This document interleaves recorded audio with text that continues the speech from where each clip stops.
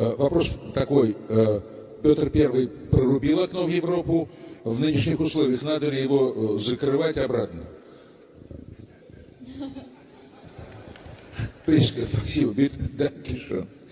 Ну, казалось бы, знаете, когда дует, может, можно и прикрыть, чтобы не простудиться.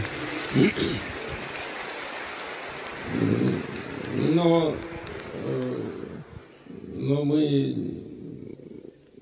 у нас хорошая погода, понимаете? У нас вот вчера только с гордостью председатель правительства доложил, у нас за последний месяц рост экономики 5,5% от ВВП. This is my video update from Athens, Greece on this Saturday midday, November the 18th. Let's talk about some news. And let's talk about Russian President Vladimir Putin speaking in St. Petersburg at the United Cultures event.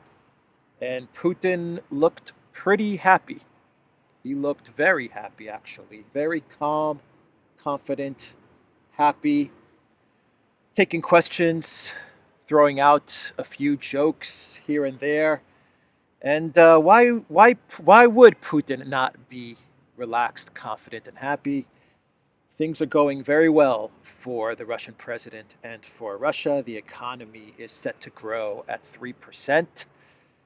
Even the European Union, they came out with a study the other day, and they admitted that the Russian economy is set to grow at around 2.5%, but we know that number is going to be more around the 3% mark. So even the EU had to come out with their own research and their own forecast and begrudgingly admit that the Russian economy is set to grow in 2024.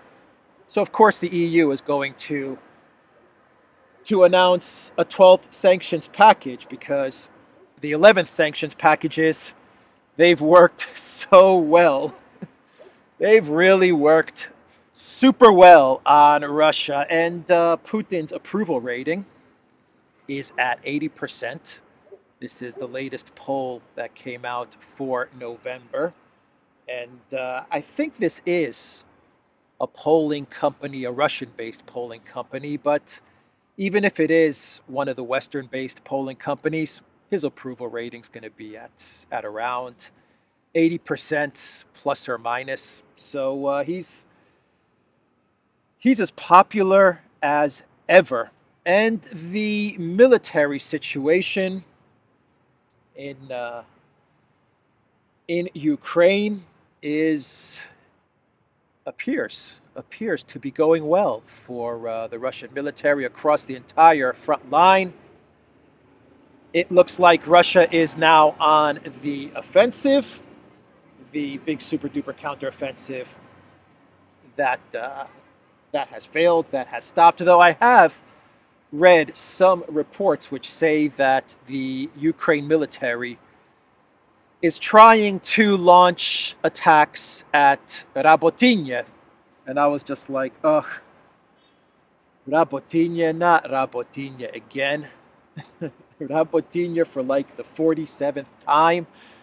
But whatever offensives the Ukraine military puts together, it seems like the Russian military has no problem defeating these offenses and pushing them back. But the big hotspot, the place where everyone is focused on at the moment, is Avdeyevka. And it looks like the Russian military, they are gaining quite a significant amount of ground in Avdeyevka, which is a very difficult town, city to clear, because this was an area where Ukraine built up a ton of fortifications over the last 8-9 years. But it does look like Russia is starting to make significant advances in Avdeyevka. The latest reports are that the Russian military, they are breaking through the area of the coke plant from the side of, from one of the sides of Avdeyevka. I believe the coke plant is in the, I want to say the north, but maybe it's in the south. So this is Russia moving north and south. Maybe they're going to close the circle. Maybe they're going to keep it open to allow Ukraine to continue to feed in soldiers and military, but they are moving from north and from the south. And they've made significant headway in the direction of the coke plant, but it's going to need some time to clear this area out.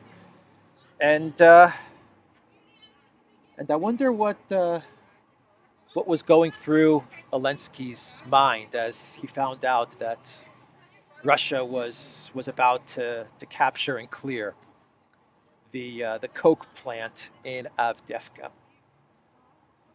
Elensky probably called Podolyak his BFF and his chief of staff, and I think Podolyak's his chief of staff or his advisor or whatever, and he called Podolyak into his office, and he's like, Podolyak,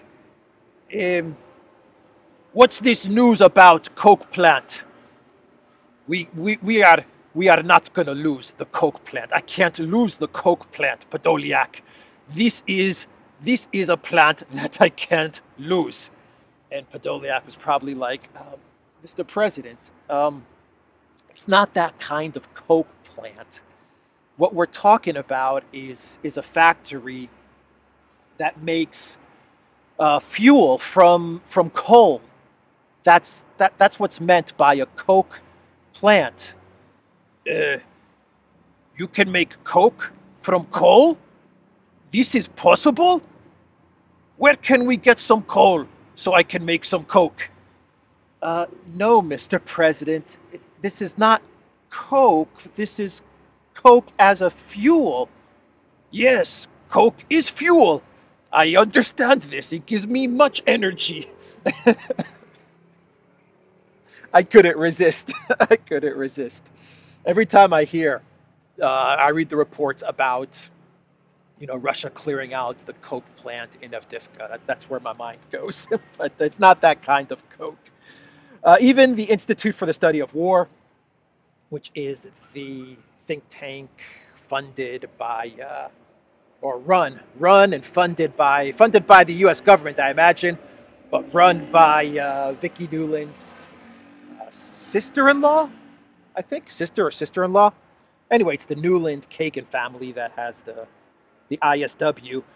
Even they're admitting that Russia is advancing on all fronts.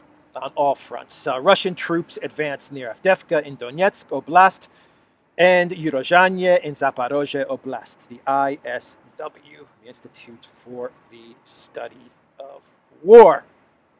So Putin is definitely feeling very confident these days.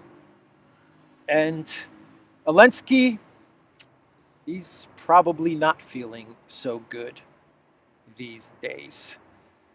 Bloomberg is reporting that at the earliest, if Elensky is lucky, at the very earliest, the U.S. government will be able to get some more money to Elensky by mid-December. And that's at the earliest. Most likely, the Elensky regime will get some money from the U.S. Around January 2024. So that wasn't good news for the Elensky regime. And then we had this story about a Maidan 3. Have you guys heard about that story coming out of Ukraine about some sort of third Maidan that Russia is putting together? This is according to Ukraine Intel. the Russians are putting together a Maidan 3, which is going to overthrow the government of Elensky. And Elensky got this information, and he is telling his officials to take the necessary precautions to prevent the Russians from launching a Maidan 3. Maidan 1 was actually in 2004, though that was pretty much a peaceful Maidan, if I remember that one.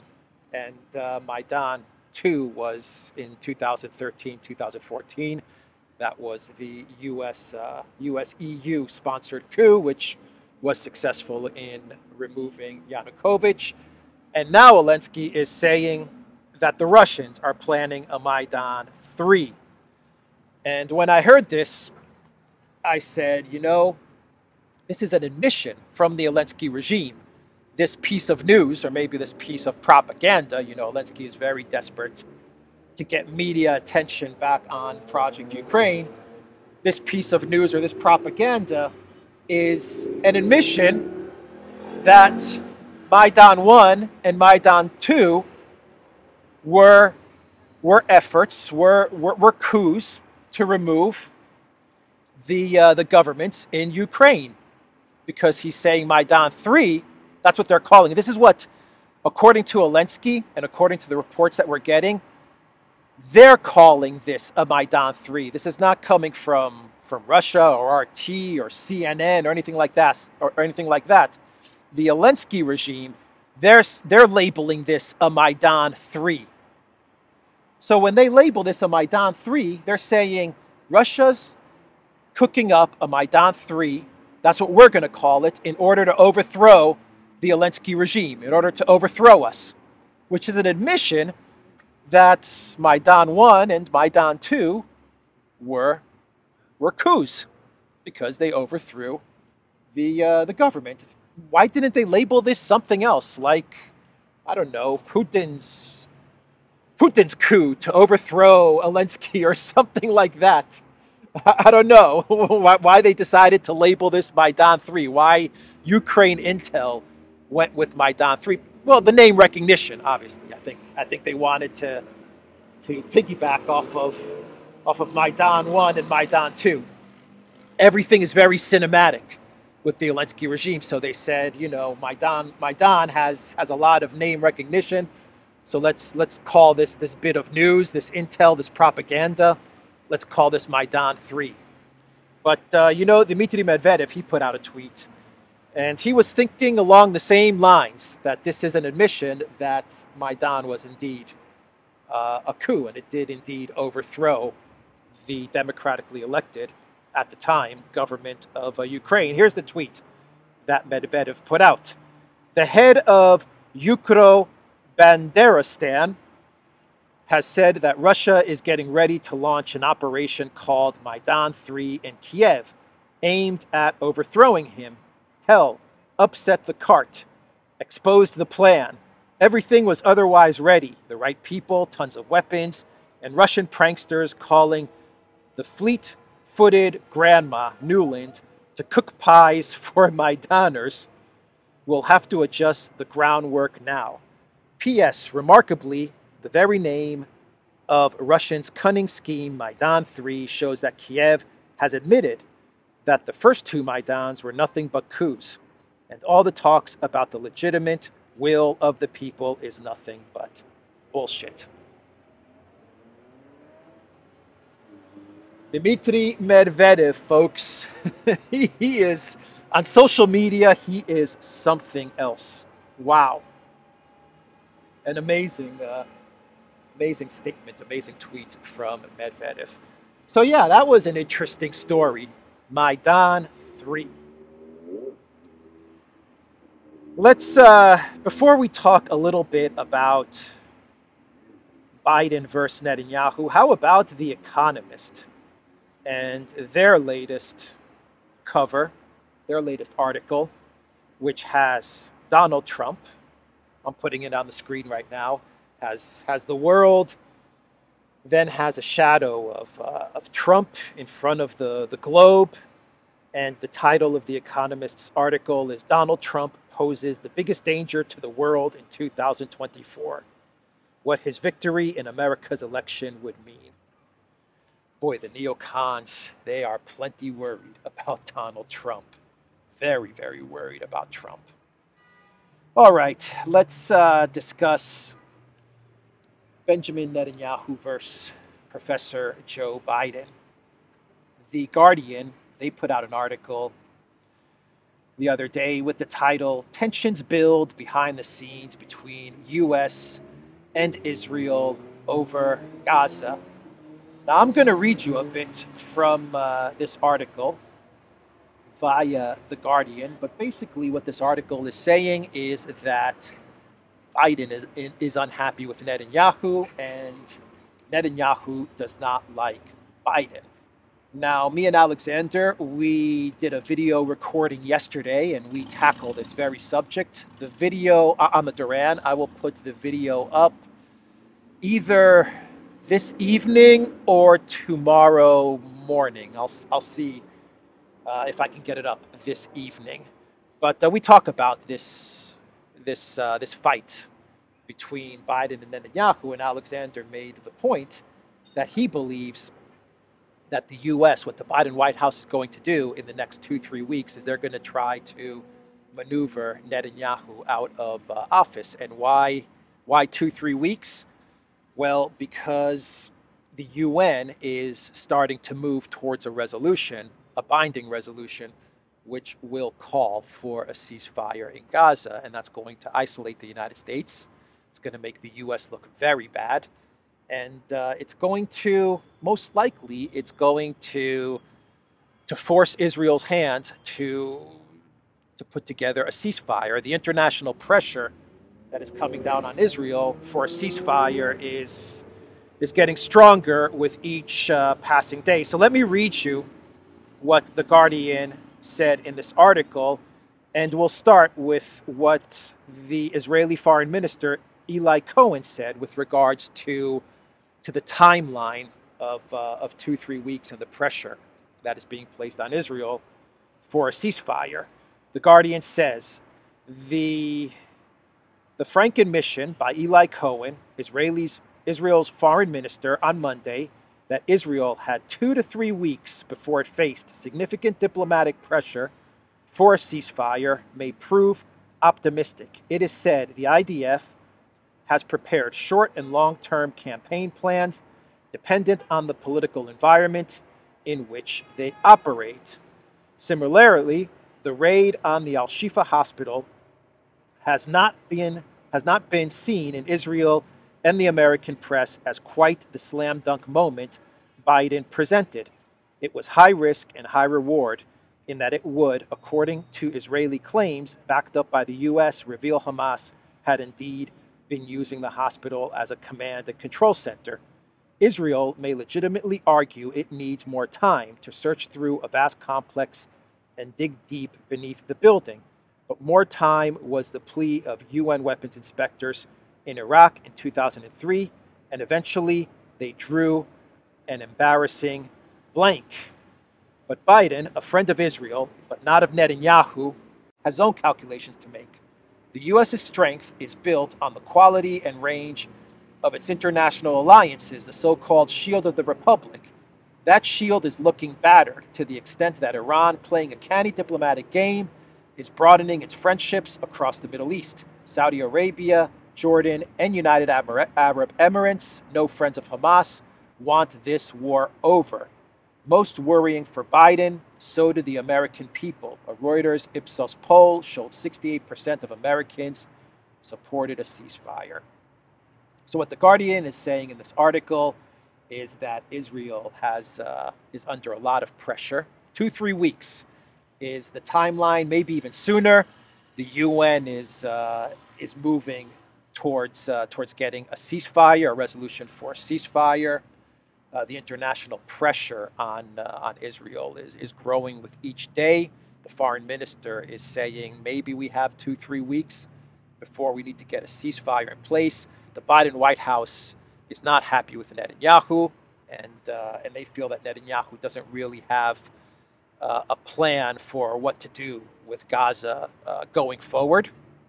And even the plans that Netanyahu has publicly put out there, according to this article from The Guardian, the Biden White House doesn't agree with these plans. For example, Netanyahu said that Israel was going to stay in Gaza and secure Gaza, provide security in Gaza, so they would remain in Gaza. That was what Netanyahu said about a week ago, and the Biden White House did not like this. I've reported that the Biden White House, their plan is for some sort of peacekeeping force, an international peacekeeping contingent in Gaza, so they differ there. And so the Biden White House is not happy with Netanyahu. Netanyahu, we know, doesn't like Biden. And what might happen in 2-3 weeks is that instead of the U.S. allowing this to get to the UN and suffering an embarrassing defeat in the United Nations, what the Biden White House may do, understanding that they really don't have control of Netanyahu, is that they may work to maneuver Netanyahu out and then deal with a new unity government coalition. Just a thought. Maybe 2-3 weeks is not enough time to get Netanyahu out, but look at, for the Biden White House, that's what they want. But look at this New York Times article that came out yesterday. Israel's opposition leader says Netanyahu must go now. Yair Lapid says that he would join a coalition without Prime Minister Benjamin Netanyahu. So I think we can see that over the next 2-3 weeks, there may be an effort from the Biden White House to try and get Netanyahu to step aside. I imagine they're going to have to provide certain guarantees to Netanyahu. For example, make it so that Netanyahu can't be prosecuted for these court cases or something like that, immunity or something like that. And if they can get Netanyahu out, then they can try to work towards some sort of a ceasefire, and they would avoid a UN resolution. Maybe the Biden White House will find a way to deal with Netanyahu, keep him in office, deal with Netanyahu, and get him towards a ceasefire. Otherwise, where we're heading towards, most likely where we're heading towards the next 2-3 weeks, is the UN coming out with a resolution where the U.S. will have to abstain, but a resolution which will try and bind Israel to a ceasefire in Gaza. That's where this most likely is heading, but I don't know. These are just my thoughts. This is my analysis. We'll see. We'll see. This is most likely the trajectory of where we're heading. And me and Alexander, we discussed this in greater detail in the video that I'll put up on the Duran. Either way, Biden's polling numbers are getting hammered from this war in Israel. Well, except from U.S. Jews. According to the Times of Israel, U.S. Jews back Biden's handling of the Gaza war. But Americans, not so much. As a whole, Americans as a whole are not backing Biden. So according to the Times of Israel, one survey shows 74% of Jewish voters approve of the administration's treatment of Israel-Hamas conflict. 2 surveys show most Americans disapprove. A Marist poll conducted for public broadcasters NPR and PBS NewsHour and released Wednesday found that 53% of registered voters disapprove of how Biden is handling the war, while 41% approve. A Quinnipiac University poll released the same day found 54% approve and 54% disapprove and 37% approve. So both of these polls, taken around the same time, are pretty much in line. Almost exact, the results of these polls. One poll has disapproval for Biden at 53%. The other poll has disapproval at 54%, while those that approve of how Biden is handling the war in Israel is at 41%, and in the other poll at 37%. So it looks like that the 2 different polls are definitely showing the the same sentiment from the whole of the United States with regards to how Biden is handling the war in Israel. Not good for Professor Biden. For Joe Bidenopolis. Can you see the flag? Greece's favorite son. Not good at all as he enters a potential re-election in 2024. Should we enter clown world territory? Yeah, let's enter clown world territory. And let's talk about Voban and Lexus. This is like a pre-clown world, because this is like a serious story. This is like a serious news story out of Germany, but it's also a kind of clown world. So Bild, they put out an article yesterday with the title, "The Office for the Protection of the Constitution warns all German ministers about Putin's comedians. Fake calls from Russia." That is this article from Bild. Basically, what this article is saying is that the German equivalent of the FBI, the CIA, FBI, the German intel services, they have, Bild has seen a document where they have sent German politicians and German parliament members, they've sent them a warning to be very careful when you answer phone calls from popular politicians or popular statesmen.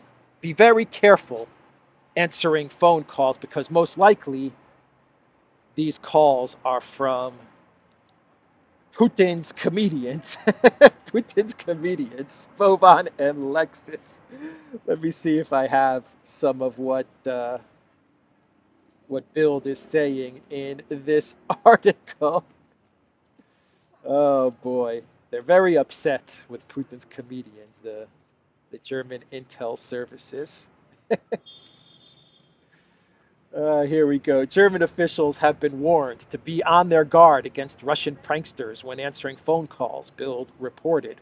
The media outlet cited a memo from the Federal Office for the Protection of the Constitution, the BFV, which claimed Moscow was using impersonators to undermine Western governments. In a report on Tuesday, Bild claimed to have seen a warning directed by the German Domestic Intelligence Service to the mayor of Hamburg and senators, urging them to take precautionary measures against the current Russian disinformation campaign. The outlet further quoted an anonymous BFV officer as saying that the faking of false identities is used deliberately to spread false information and publicly make Western politicians look like fools. Bild's source went on to claim that this is part of the Russian Secret Service's strategy. Stop making our politicians look stupid, Putin. That is what Bild is reporting on. That is what German intel services are saying. Stop making our politicians look like the fools we know they are. Oh boy. You know, if these collective West politicians haven't understood by now, given that Voban and Lexus have been prank calling them for over a year plus, 2 years, if they haven't understood by now that Poroshenko is not on the other line, I don't know what to say. Or if they don't understand that when the leader of the African Union is calling you, but for some strange reason he has a Russian accent, well, you know, I really can't help them. I really don't know what more you could say to these people. This is the president of the African Union calling Mr. Olaf Scholz. This person has this president of the African Union, he has a really, really interesting Russian accent as he speaks English to me. Speaks English with a Russian accent. The president of the African Union Commission. or Poroshenko. Poroshenko's calling everyone. All of a sudden, Poroshenko's calling everybody. You know? I mean, these guys, these leaders in the collective West, I'm sure they're reading articles or tweets reporting on how Poroshenko just prank called, I don't know, I'm trying to think, who did Poroshenko prank call recently? Anyway, I'll just put out an example. Prank called Baerbock, for example. I don't know if that really happened, but let's just say. They read a tweet where Vovan and Lexis pretend to be Poroshenko, and he prank calls Baerbock. And Baerbock speaks the truth. She starts talking truth about what's really going on in the world. You would imagine that someone like Olaf Scholz would read this news, and if he gets a call from Poroshenko, you would think that Olaf Scholz would be just a bit skeptical, a bit suspicious. But nope, he talks to Poroshenko and he spills the beans about everything that's going on. And I don't know if Vovan and Lexis have prank called Baerbock. I don't know if they've prank called Olaf Scholz. I've kind of forgotten all the people that they've prank called, but it's been quite a lot of collective West leaders that they've prank called. And about 70% of the time they go with Poroshenko. The last two prank calls have been the president of the African Union Commission with a Russian accent. All right. A real clown world now from Newsweek, dated November 15th. So just 3 days ago from Newsweek. This is the title of their article. Russia switching war strategy as missiles run out. We're back to this one. We've come all the way back to Russians are running out of weapons. I thought we got over this. I thought we've debunked this. Didn't the Wall Street Journal just yesterday talk about magical thinking, that the collective West needs to stop their magical thinking? Opa. Well, the Wall Street Journal article came out, I believe, November 16th, and this article was November 15th. So, okay, Newsweek didn't get the memo from the neocon think tankers. No more running out of weapons. We got to stop with this narrative. No more running out of weapons. Newsweek. The Russians are running out of weapons. Well, at least Russia has plenty of washing machines and lots of shovels. And those shovels are being used to capture the Coke Plant. And that is making Elensky very nervous. Not the Coke Plant. Anything but the Coke Plant. But President, that's not the Coke that you're thinking of. All right, finally, Blinken, Biden calling Xi a dictator. I've talked about this in my past 2 videos, and this is going to be my final clown world on this story, because even CNN, they ran with this story, and they dedicated an entire article on Blinken's reaction when Biden called Xi Jinping a dictator. Watch Blinken's reaction when Biden calls Xi a dictator. Secretary of State Antony Blinken appeared to wince after President Biden called Chinese President Xi Jinping a dictator. Even CNN had to report on Blinken's reaction. Wow. You know it's bad when CNN has to write a dedicated story on Blinken's reaction when Biden called Xi a dictator. Anyway, that's the video, everybody. TheDuran.locals.com.